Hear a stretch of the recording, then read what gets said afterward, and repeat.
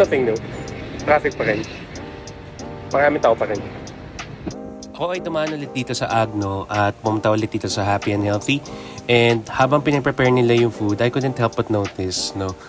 Ito yung convenience ka talaga pag bumili ng pagkain dito eh. Food on the go ba? Tapos kung nagmamadali ka to head to your next class or want to get a quick fix before your workout, you go here. So, ang ginawa natin today would be yung chicken nasal. Definitely one of the best tasting ones para sa akin eh. Isang kagat, I really like the flavors eh.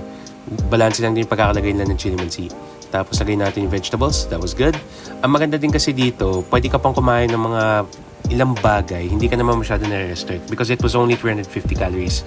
Kaya mayroon pa para sa peachy-peachy. That was good. A few hours later, ako ay sumakay na ng Grab at tayo ay pumunta sa court. So, traffic, nothing new. Napakadami yung mga estudyanteng umuwi. And kung sakali man na kayo ay bumiyahe, I hope everybody got home safe. For Basketball Thursdays, tayo ay pumunta sa court and okay yung turnout ngayon.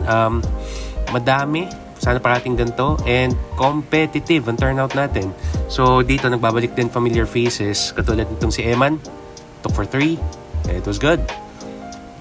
Drive ni JB paloob, it was good. Dito din mga regulars natin katulad ni Johnny with the open lay. At yung mga iba nating kasama na ngayon lang ulit lang nagpakita dahil kasi busy and whatnot. So check out this play.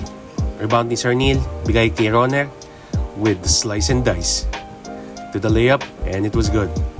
Yes sir. So para sa akin naman, wala muna akong highlights. Sana muna, bawi na lang ako next time.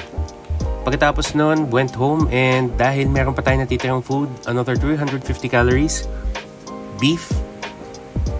This was really good. Ang ganda ng pagkakatimpla at malambot siya. Sobrang panalo yan. Follow for more.